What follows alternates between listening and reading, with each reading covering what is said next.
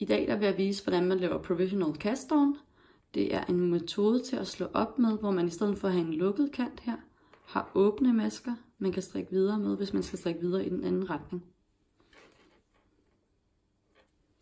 Så man skal bruge det garn, man skal strikke med, som jeg har her, som er den grå. Og så har jeg en brun rest, som er nogenlunde samme tykkelse. Så jeg skal binde en knude, som jeg ikke binder alt for stramt, for jeg skal binde den op senere, når jeg skal hæfte ender. Sådan der. Og så skal jeg have det garn, jeg skal strikke videre med, nedad, når jeg sætter min pind i her.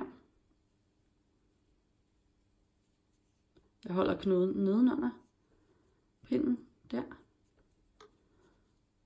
Og har min tråd sådan her. Så jeg går ned i midten, op over begge to, ned under begge to, og ned i midten igen. Så har jeg 2 masker her, og min restgarn hernede med åbne masker. Jeg holder lige godt fast på dem her, så de ikke glider af. Ned i midten, op over begge to, ned under begge to, og ned i midten igen, og drejer maskerne ned på plads sådan her. Jeg slår 2 masker op hver gang, at jeg gør sådan her. Sådan der, så har jeg 6 masker på min pind. Så, ned i midten, op over begge to, ned under begge to, og ned i midten igen. Ned i midten, op over begge to, ned under begge to, og ned i midten igen. Ned i midten, op over begge to, ned under begge to, og ned i midten igen. Sådan der.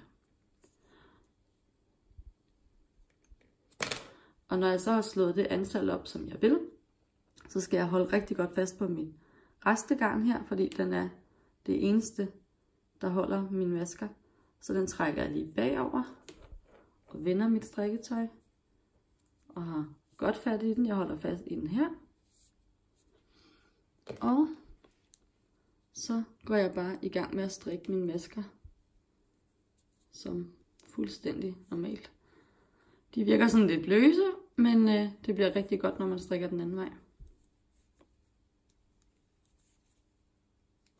Og jeg har jo slået et lige antal masker op, hvis nu jeg skulle bruge et ulige antal. Så strikker jeg bare hen til det antal, jeg skal bruge. Og så kan jeg bare lade resten glide af, sådan der.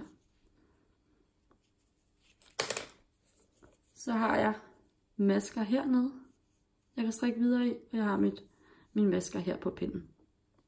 Nu vil jeg lige vise, hvordan man samler dem op igen. Jeg har denne her, hvor jeg skal samle masker op heroppe. Det jeg gør, det er, at de er lidt stramme, så jeg tager en pind, der lige er et halvt nummer mindre end den, jeg strikker med. Så samler jeg op på den, og så strikker jeg bare videre med den pind, jeg skal strikke med bagefter. Så jeg går bare ind i maskerne, der hvor jeg har min rest, eller min hjælpetråd.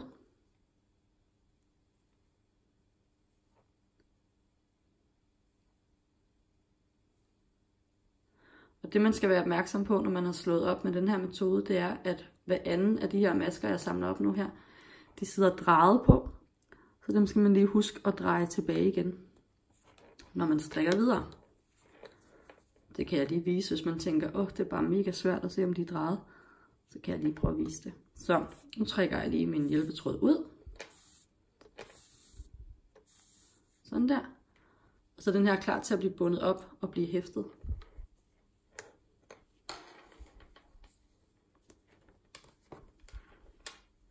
Og jeg strikker videre her fra retsiden med den pind, som jeg oprindeligt har strikket det andet med.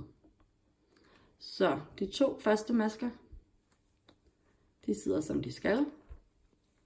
Og så er det så hver anden, der sidder drejet. Og sådan som man kan se det, det er, at hvis jeg tager den her, som jeg skal, så får jeg drejet den, så der kommer et kryds her. Så den sidder drejet på. Så Den vender jeg. Så kan I se, hvis jeg åbner masken og skal til at strikke den, så sidder den rigtigt i forhold til resten af mit arbejde. Jeg strikker den her, der sidder rigtigt. Så har jeg en drejet her, som jeg lige vender.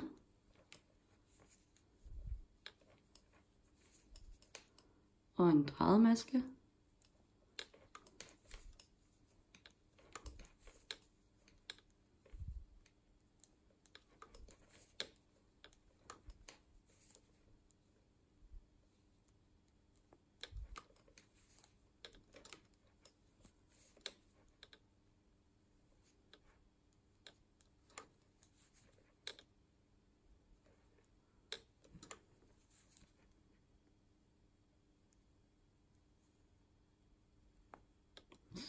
Sådan der.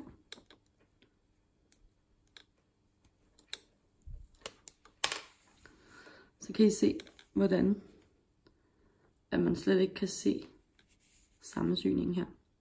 Hvis man har strikket rib og strikker videre i rib, så vil der komme en lille forskydning her, som man kan se, som man ikke kan undgå. Men i ret, der er det fuldstændig fejlfrit.